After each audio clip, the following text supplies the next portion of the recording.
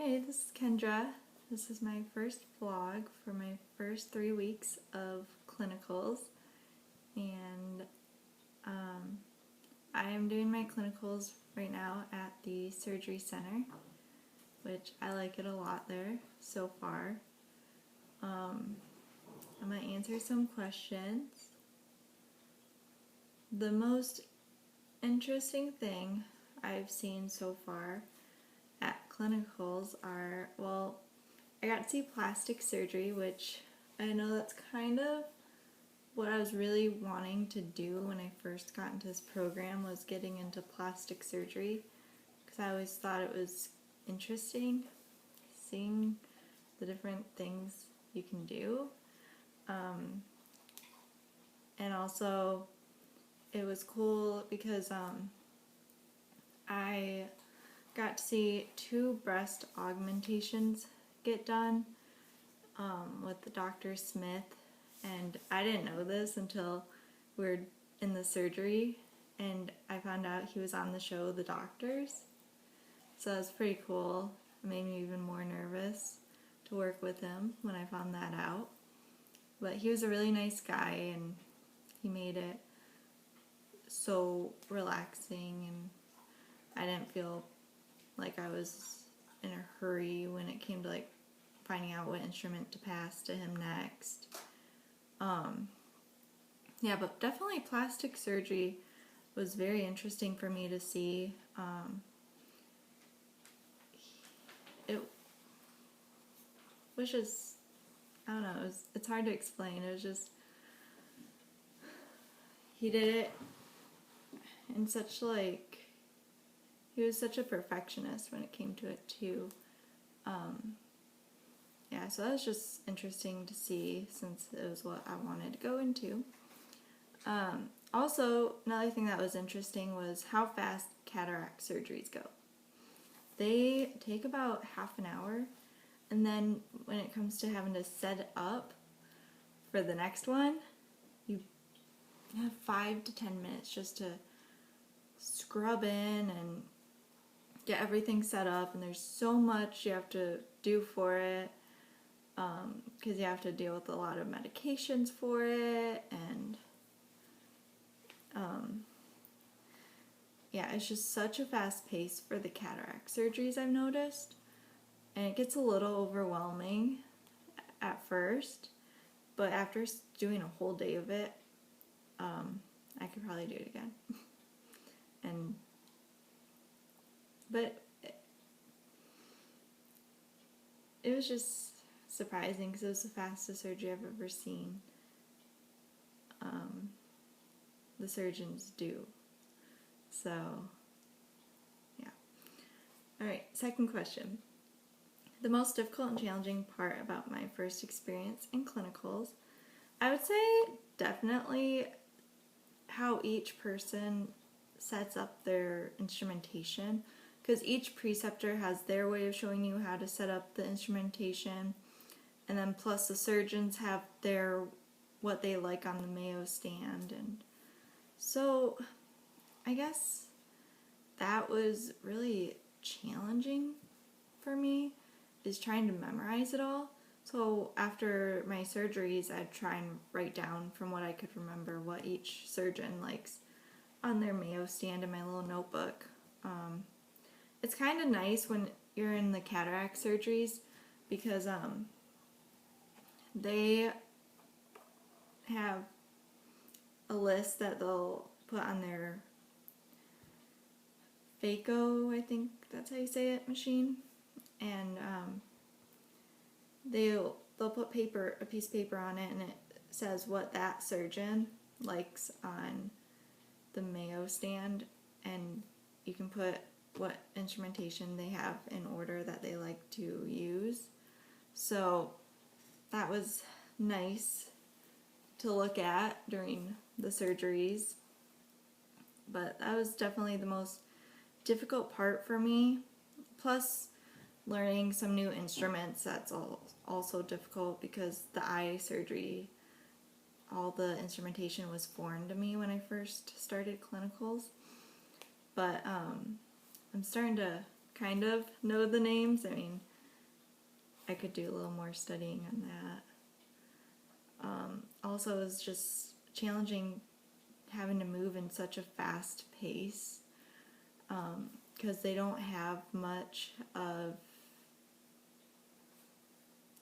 space between each case.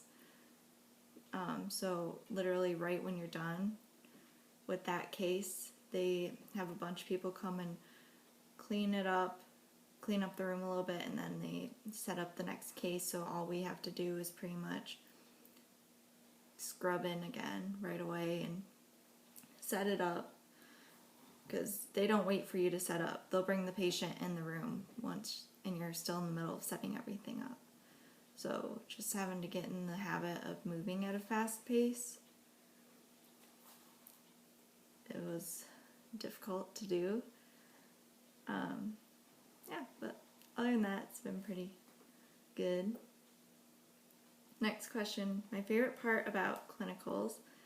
I would say getting to see the surgeries up close, because I've watched Grey's Anatomy and I've seen surgery videos, but they're not as cool as being in the operating room and being right there helping retract different, like the skin or different ligaments, and being able to actually touch the different ligaments in the body, or getting to touch cartilage that the surgeon took out. And yeah, so that's awesome. Plus, it's cool seeing how each surgeon will have the same surgery, but they'll do it in their own unique way. Like for cataract surgeries, they have quite a few surgeons that do the cataract surgeries. They all have their own way of doing it, and they use their own different instrumentations, and so it's kind of cool watching them do that.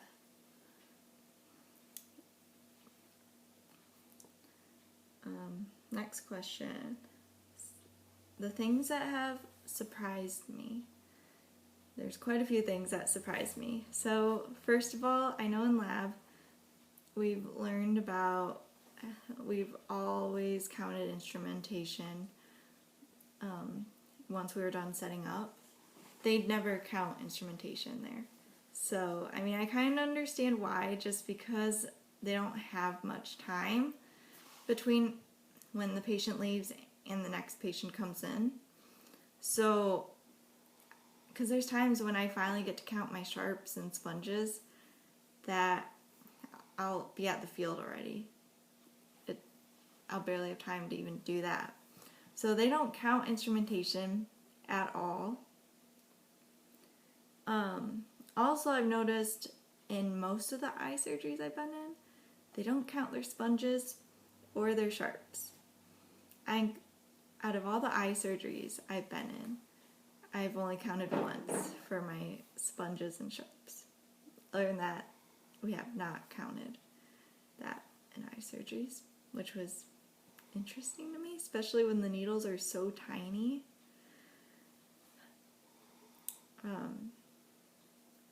Also, with the way I've seen surgeons AVIGARD, because we learned it that you put one pump in your hand, do one arm, then another pump in the other hand, do the other arm, then do a third pump and just get our hands and wrist.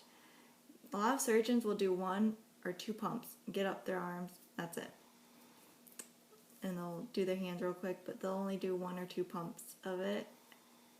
So I was just shocked seeing that. And I've also seen a couple preceptors do it. Yeah, which is a little surprising to me. I feel like that's not the proper way to scrub in. I was also surprised with myself because I didn't think I'd be able to handle eye surgeries because I think they're gross. And I've seen videos and I've heard people talk about eye surgeries before, and I've always felt lightheaded whenever they talked about it. So just being able to be in the room and watching them, I didn't think I'd be able to handle it, but surprisingly I did. So I was very shocked I could. There was one day I did have to leave the room because I felt lightheaded, but I ended up coming right back in after a few minutes. also, I was shocked at how nice the surgeons I've had are. Because I've always heard that a lot of the surgeons can be rude and they'll yell at you, and same with my preceptors. I've heard some are rude, some are nice, but I've looked at a lot of my surgeons have been really nice. I think there was one I worked with, and I didn't pass instrumentation to him because I guess he didn't like students, but I did get to observe a little bit. So, and then there's one preceptor who she kind of comes off rude, but at times she can also she's also very helpful and gives very good advice. So I just try and stay on her good side, I guess. Yeah, but other than that, all the surgeons have been really nice.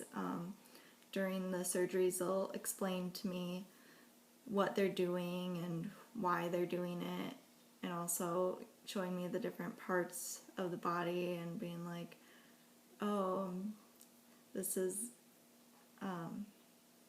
this ligament. And so they help teach me a little bit about what they're doing and why they're doing it, which is very helpful.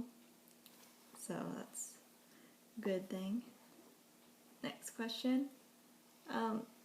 My goal is coming into the first few weeks of clinic where to get as many S1 cases done. I didn't think I'd get that many done. I thought I was going to have a lot of S2 cases or a lot of observation cases. But I'm surprised at how many S1 cases I've gotten done.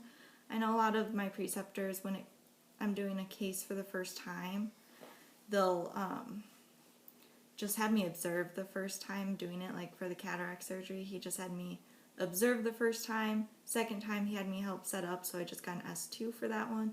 Then he let me do S1 for the rest, which was nice. So there was one time though, one of my preceptors, it was for my plastic surgery cases. I've never done plastics before, and he just stood there and had me set it all up for him, and I did all the passing, and it was kind of nerve-wracking because I didn't know really much about plastic surgery. So, but I did pretty good, I guess, and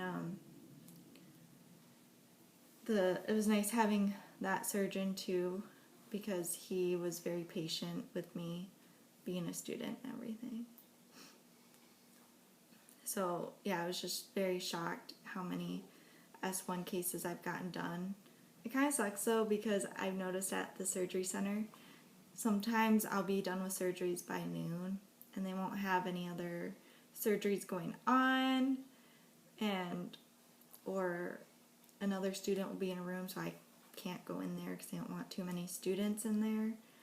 So a lot of times they'll have me just go help out in central processing just to get my hours, which, I mean, I don't mind doing it. It's just I kind of would rather be in surgery and get more cases done. Last question. My goals before the next vlog. I would say passing instruments confidently, because I know I kind of overthink everything, and I'm a little bit of a perfectionist, so I'm always making sure I pass the right instrument, and I'll think, oh, this can't be the right one, this one can't be the next instrument they need, and so I'll pass it to them, but not confidently, and a lot of my preceptors notice that, and they'll call me out on it. So I guess that's gonna be my next goal for my next case, and also trying to memorize how the instruments that each surgeon wants on their Mayo stand, which is going to be a challenge for me because I don't memorize things very well. So yeah, I try and read my notes before, if I have that same surgeon, I'll try and read my notes and read what they like on their Mayo stand, and yeah.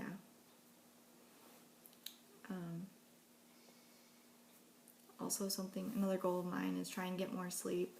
It's kind of hard some nights, like if I have class on Wednesdays, or clinicals on Wednesdays, in the morning because I work Tuesday nights until midnight, so I'll only get 5 hours of sleep, so it's kind of hard. So I'm going to try and work on getting more sleep also, so I'm not so tired during the surgeries. And those are my goals for the next vlog.